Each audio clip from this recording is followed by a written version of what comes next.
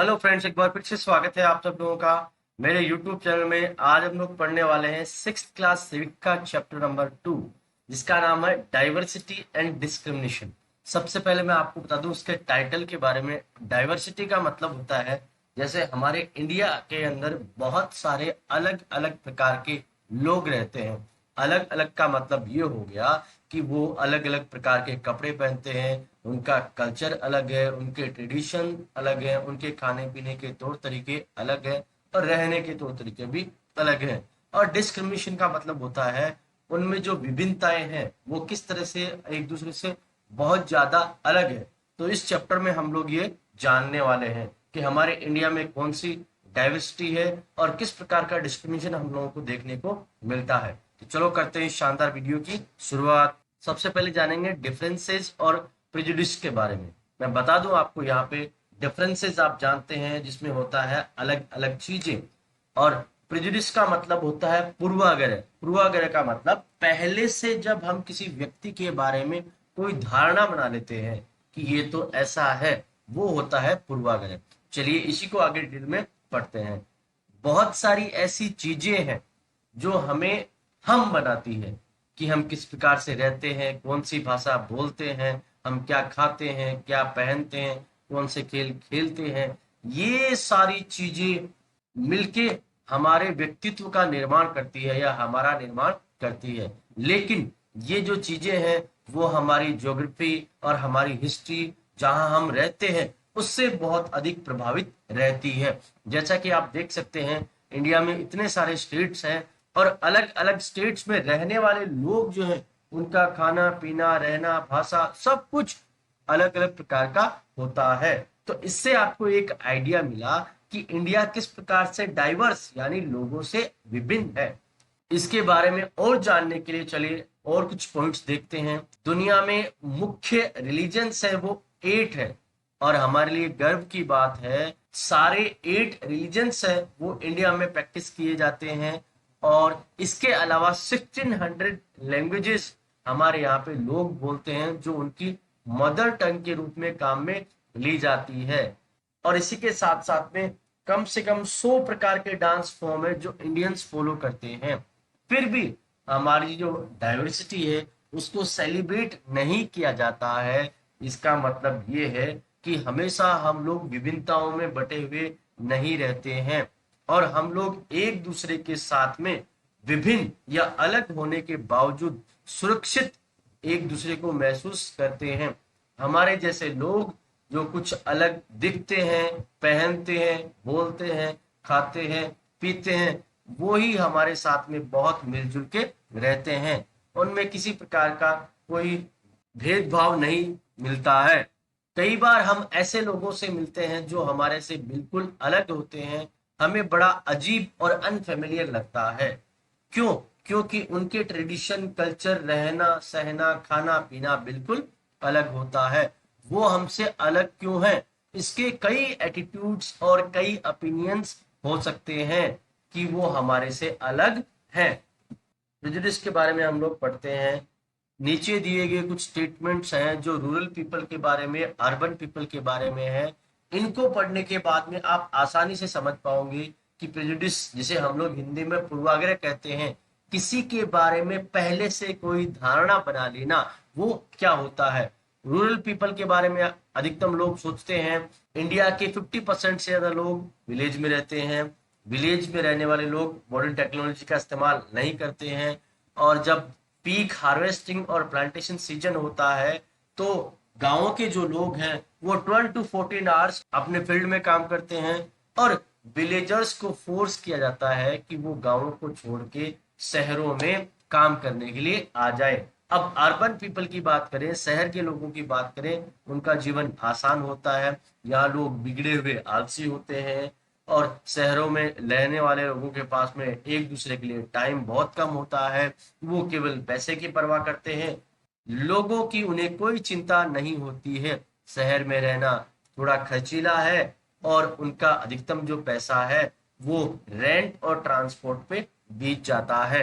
तो यहाँ पे हमने देखा कि गांव के लोगों के बारे में और शहर के लोगों के बारे में ये धारणाएं चली आ रही हैं। लेकिन ये धारणाएं 100% सही नहीं है। ये हमारा क्या है? ये हमारा है पूर्वाग्रह। तो इन स्टेटमेंट से आप आसानी से समझ पाए कि किस प्रकार से गांव के लोगों के बारे में और शहर के लोगों के बारे में हमने नजरिया बना लिया। हमने ये जाना कि लोग जो गांव में रहते हैं वो इग्नोरेंट, अनजान हैं, और शहर में रहने वाले लोग मनी माइंडेड और लेजी हैं, जबकि ऐसा नहीं होता है। ये कुछ लोगों के लिए लागू हो सकता है, परंतु सभी के लिए लागू नहीं हो सकता। इसलिए जब हम ऐसा सोचते हैं तो ये नेगेटिव थिंकिंग होती है, और ऐसा सोचना हमारा क्या है? प्रेजुडिस या हमारा पूर्वाग्रह होता है। तो पूर्वाग्रह या प्रेजुडिस का मतलब ये है लोगों के बारे में नेगेटिव सोचना और उनको इंफीरियर महसूस करना, उनको कम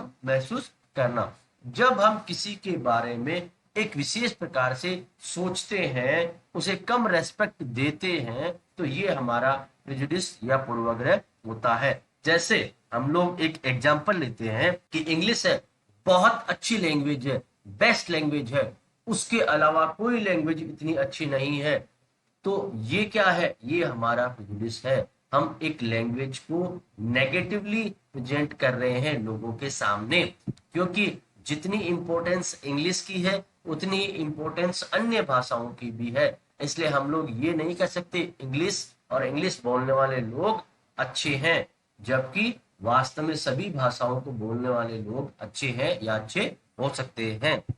हम बहुत सारी चीजों के बारे में प्रेजुडिस हो सकते हैं, जैसे लोगों की रिलीजियस बिलीफ के बारे में, उनकी स्किन के कलर के बारे में, जिस इलाके से वो आए हैं उनके बारे में, जिस प्रकार का उनका एक्सेंट है उनके बारे में, जैसे वो कपड़े पहनते हैं उनके बारे में। इन सब चीजों को लेके हम प्रेजुडिस हो सकते हैं। अक्सर हमारे जो प्रेजुडिस्ट है वो इतने स्ट्रोंग होते हैं कि वो लोगों से हमें दोस्ती भी नहीं करने देते हैं, और कई बार तो हम उन्हें चोट भी पहुंचाते हैं। स्टीरियोटाइप के बारे में हम लोग पढ़ने वाले हैं। आपने पहले पढ़ा भी है, फैमिलीज के अंदर जेंडर डिफरेंस हमें देखने को मिलता है। इसका मतलब ये लड़का है, ये लड़की है, लड़कियां ये काम करती है, लड़के ये काम करते हैं, लड़कों को ये काम करना अच्छा नहीं लगता और लड़कियों को ये काम करना अच्छा नहीं लगता है। बहुत बार आपने सुना या देखा होगा, अरे लड़का होके रोता है, ऐसा नहीं करना चाहिए, लड़के बहादुर होते हैं, लड़के कभी भी रोते नहीं हैं। ये आपने पेरेंट्स से या बड़े लोगों से अक्सर सुना होगा। ऐसा कोई साइकोलॉजिकल या फिजिकल फैक्ट नहीं है, फिर भी हम लोग ऐसा कहते हैं। जब बच्चों को ऐसा कहा जाता है, लड़कों को ऐसा कहा जाता है, तो लड़के समझते हैं कि लड़कों को रोना नहीं चाहिए, चाहे उन्हें लग जाए, चाहे उन्हें चोट हो या दुख हो, तकलीफ हो। अगर वो रोएंगे तो ये कमजोरी की निशानी होगी और लोग उसे कमजोर सोचेंगे या समझेंगे। इसलिए बच्चे जब रोना भी चाहते हैं तो वो रो नहीं पाएंगे।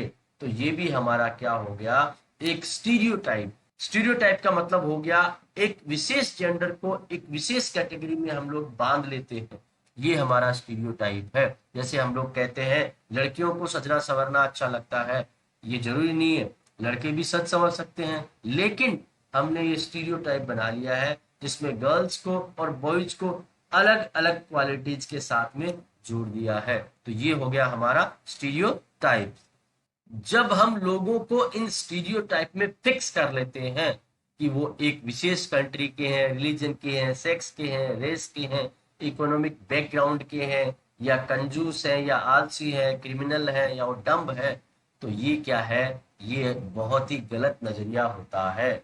हर जगह आलसी, एक्टिव, कंजूस, क्रिमिनल, डम, ये सारे लोग हमें देखने को मिल जाएंगे। हमारे देश में हर जगह हर प्रकार का धर्म, हर प्रकार की जाति, समूह, अमीर, गरीब, मेल, फीमेल, सब हमें देखने को मिलेंगे। लेकिन अगर हम लोग इनको एक ग्रुप में देखते हैं स्टीरियोटाइप के साथ में, तो ये बहुत गलत बात होगी, ये हमारे लिए सही नहीं होगी। स्टीरियोटाइप हमें रोकता है एक व्यक्ति को वास्तव में उसकी जो सही पहचान है, क्वालिटीज है, स्किल्स है, उसको जानने के लिए। हम बहुत सारे लोगों को स्टीरियोटाइप में बांध के वो जो काम कर सकते हैं उसको काम करने से रोक देते हैं। हो सकता है उनमें बहुत अधिक टैलेंट हो, लेकिन उसके टैलेंट को हम लोग दबा देते हैं। इनइक्वलिटी और डिस्क्रिमिनेशन, जब लोगों में इनइक्वलिटी की जाती है और उनमें भेदभाव किया जाता है तो क्या होता है। पिछले चैप्टर में आपने पढ़ा भी था, दो लड़कों का एग्जाम्पल दिया गया, समीर 1 और समीर 2। एक लड़का गरीब है, दूसरा अमीर है, और उनकी परिस्थितियां कैसी है उसके बारे में हमने पिछले चैप्टर में बहुत कुछ पढ़ा था। तो ये जो हम भेदभाव करते हैं हमारे प्रेजुडिसेस और स्टीरियोटाइप के आधार पे, ये वास्तव में हमारे लिए सही नहीं है। ये जो डिस्क्रिमिनेशन है, भेदभाव है, वो किसी भी प्रकार से हो सकता है। जैसे कोई अलग अलग जगह से संबंध रखता है या अलग अलग धर्म या जाति से संबंध रखता है, तो उसके अनुसार हम उसमें भेदभाव करते हैं, जो कि सही नहीं है। ऐसा बिल्कुल भी नहीं होना चाहिए। दूसरा डिफरेंस हमने यहाँ पे उन समीर में देखा कि इकोनॉमिक बैकग्राउंड जो थे उनके बिल्कुल अलग थे। समीर 2 गरीब था, जबकि समीर 1 जो है वो अमीर था। तो इस ग्रुपिंग में हमें बिल्कुल भी ध्यान नहीं देना चाहिए, उन्हें समानता का हमें अधिकार देना चाहिए। जो लोग गरीब हैं, जिनके पास रिसोर्सेज या मनी नहीं है, जो अपने आवश्यकताओं को पूरा नहीं कर सकते, जैसे कि फूड, क्लोथिंग और शेल्टर, उन्हें भी बराबरी का अधिकार मिलना चाहिए। उन्हें ऑफिसेज में, हॉस्पिटल्स में, स्कूल्स में भेदभाव का सामना करना पड़ता है। उनके साथ में बहुत अधिक गलत व्यवहार होता है, उनके कल्चर को कोई सम्मान नहीं देता है। ट्राइबल्स जो है, हमारे आदिवासी लोग जो हैं, उन्हें भी इसी प्रकार से भेदभाव का सामना करना पड़ता है। बहुत सारे लोगों को हमारे देश में जाति के कारण से भी भेदभाव का सामना करना पड़ा। जब किसी के साथ में हम डिस्क्रिमिनेशन करते हैं तो कैसा फील होता है, वो क्या है, ये सब चीजें हम लोग पढ़ने वाले हैं। लोग अलग अलग प्रकार के काम में व्यस्त हैं, जैसे teaching, carpentry, pottery, weaving, fishing, farming. ये सब वो काम इसलिए करते हैं ताकि अपने जीवन को चला सके। इसलिए हम ऐसा नहीं कर सकते ये काम छोटा है, वो काम बड़ा है। सभी कामों की अपनी अलग अलग इम्पोर्टेंस है। कई काम जैसे क्लीनिंग, वॉशिंग, कटिंग हेयर और गार्बेज को उठाना, ये सब जो काम है इन्हें छोटा माना जाता है, और इनको जो लोग काम करते हैं उन्हें डर्टी या इम्प्योर माना जाता है। ये हमारे समाज में एक बिलीफ है जो हमारे कास्ट सिस्टम को, कम्युनिटी और इस डिस्क्रिमिनेशन को दिखाता है। हमारे समाज को दो ग्रुप में बांटा गया है, जहाँ पे एक अपर कास्ट है जो अपने आप को सुपीरियर समझती है, एक लोअर कास्ट है जो अपने आप को इन्फीरियर समझती है। इन लोगों को किसी काम का नहीं समझा जाता है और उन्हें अनटचेबल्स भी कहा जाता है। कास्ट रूल्स, अनटचेबल्स, ये सब चीजें अगर हम हमारे देश में करते हैं तो हमारे लिए बहुत गलत बात है। एक एग्जाम्पल हम लोग देखते हैं कि जिसमें कचरा उठाने वाले लोग या डेड एनिमल्स को उठाने वाले लोग जो है उन्हें बहुत छोटा या गंदा समझा जाता है। ऐसे लोगों को अपर कास्ट के लोग अपने इलाकों में एंटर नहीं करने देते, अपने मंदिर में एंटर नहीं करने देते, अपने कुएं से पानी नहीं भरने देते। उनके बच्चे बड़ी कास्ट के लोगों के साथ में पढ़ नहीं सकते, उठ बैठ नहीं सकते, उन्हें अनटचेबल्स कहा गया। डॉक्टर भीमराव अंबेडकर, ये जो इंडिया के एक बहुत बड़े लीडर रहे, उन्होंने अपनी इस कास्ट बेस्ड डिस्क्रिमिनेशन का बहुत शानदार एक एग्जाम्पल दिया है। 1901 में जब वो 9 ईयर्स के थे, वो अपने ब्रदर्स और कजिन्स के साथ में अपने फादर जो कि कोरेगांव में है महाराष्ट्र, उनसे मिलने के लिए जा रहे थे। काफी समय तक उन्होंने इंतजार किया लेकिन उन्हें लेने के लिए कोई नहीं आया। 1 घंटा बीतने के बाद में स्टेशन मास्टर उनके पास में आए, उन्होंने टिकट्स के लिए पूछा। हमने उन्हें टिकट दिखाई, हमने उन्हें बताया कि हमें कोरेगांव जाना है, हम हमारे फादर या उनके सर्वेंट का इंतजार कर रहे हैं, लेकिन अभी कोई नहीं आया है। हम अच्छे ड्रेस में थे, हम अच्छी तरह से बात कर रहे थे, इसलिए हमें किसी ने अनटचेबल नहीं समझा। लेकिन स्टेशन मास्टर जो था वो हमें ब्राह्मण समझ रहा था और हमारे लिए परेशान हो रहा था, और उसने अचानक हमसे पूछ लिया कि तुम कौन हो, तो हमने बता दिया महार है। महार एक अनटचेबल कम्युनिटी पहले हुआ करती थी। वह बहुत अधिक चकित हो गया, उसके अंदर अचानक बदलाव आ गया, उसके चेहरे का रंग उड़ गया। वो तुरंत बिना कोई जवाब दिए अपने कमरे में चला गया और वो वापस नहीं आया। हम काफी समय तक इंतजार करते रहे लेकिन कोई भी हमें लेने के लिए नहीं आया। हम लोग बहुत अधिक आश्चर्यचकित हो गए कि ऐसा हमारे साथ में क्यों हो रहा है। हम बहुत दुखी हुए। लगभग 1 डेढ़ घंटे बाद में स्टेशन मास्टर आया और उसने कहा कि अब तुम क्या करना चाहते हो। तो हमने कहा कि अगर हमें कोई ब्लू-कार्ट मिल जाए पूरे गांव के लिए तो हम वहां चले जाएंगे। हमने बहुत सारे ब्लू-कार्ट से बात की, स्टेशन मास्टर ने हमारी सहायता करनी चाहिए, लेकिन कोई भी हमें अपनी गाड़ी में बैठाने के लिए तैयार नहीं था। हमें अनटचेबल समझा गया और हमारे बैठने से वो कहने लगे कि उनकी गाड़ी गंदी हो जाएगी। स्टेशन मास्टर ने भी हमारे लिए प्रयास किया, लेकिन वो कुछ नहीं कर पाया। आप समझ सकते हैं कि उस समय उनके सामने कितनी अधिक परेशानी रही होगी। अगर ऐसा व्यवहार किसी के साथ में किया जाता है तो ये बहुत अधिक गलत होता है। छोटा सा इंसिडेंट दिखाता है कि हमारे देश के अंदर जातियों के अनुसार किस प्रकार से लोगों के साथ में भेदभाव किया जाता है, जो कि बिल्कुल भी सही नहीं है। छोटे जाति के लोगों को दलित कहा जाता है और उन्हें कई प्रकार की इकोनॉमिक एक्टिविटीज और कई स्थानों पे मनाही होती है। उन्हें उचित सम्मान भी नहीं दिया जाता है। इक्विलिटी की लड़ाई, हम जब ब्रिटिश लोगों से अपनी आजादी के लिए लड़ रहे थे तो बहुत सारे लोग इसमें शामिल थे और इसी के साथ साथ में बहुत सारे लोग अपनी इक्विलिटी या समानता के लिए लड़ रहे थे। दलित, महिलाएं, ट्राइबल्स, पीजेंट्स जो थे वो अपनी समानता के लिए और अपने जीवन के लिए लड़ रहे थे। बहुत सारे दलित लोगों ने संगठन बनाए और उन्होंने मंदिरों में प्रवेश करना शुरू किया। महिलाओं ने भी ये अधिकार मांग लिया कि हमें भी शिक्षा चाहिए और हमें भी काम चाहिए। पीजेंट्स और ट्राइबल जो थे वो भी अपने अधिकारों के लिए लड़ रहे थे। वो मनी लेंडर्स के चक्कर से आजाद होना चाहते थे। इंडिया जब 1947 में आजाद हुआ तो लोग इन सब चीजों के बारे में बहुत अधिक चिंतित थे। तो जिन लोगों ने कॉन्स्टिट्यूशन लिखा उन्होंने इस कॉन्स्टिट्यूशन में ऐसी पॉलिसीज लागू की ताकि इन लोगों के साथ में जो भेदभाव किया जा रहा है, इन्होंने जिन समस्याओं का सामना किया है, उनका हम लोग निपटारा कर सकें। बहुत सारे ऐसे लीडर्स हैं डॉक्टर अंबेडकर की तरह जिन्होंने दलित लोगों के लिए अधिकारों के लिए लड़ाई की। उनका विजन और गोल जो था उसे कॉन्स्टिट्यूशन में भी शामिल किया गया ताकि सब लोगों को हमारे देश में समानता का अधिकार मिले, चाहे वो अनटचेबल हो, चाहे वो किसी भी जाति से संबंध रखता हो। उनके लिए गवर्नमेंट जॉब्स थी। अब वो हर प्रकार के काम को करने के लिए आजाद थे।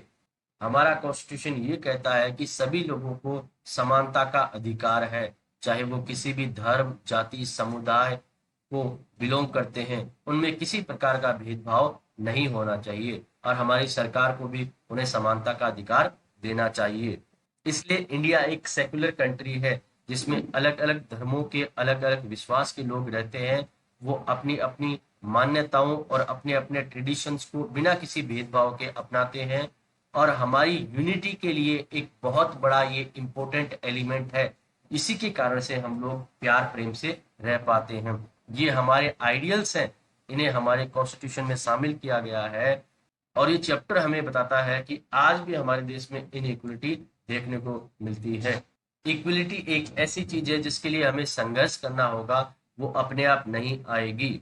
लोगों का संघर्ष और पॉजिटिव एक्शन है, उसके कारण से सरकार को जरूर इसके बारे में सोचना पड़ेगा और सबको समानता का अधिकार देना होगा।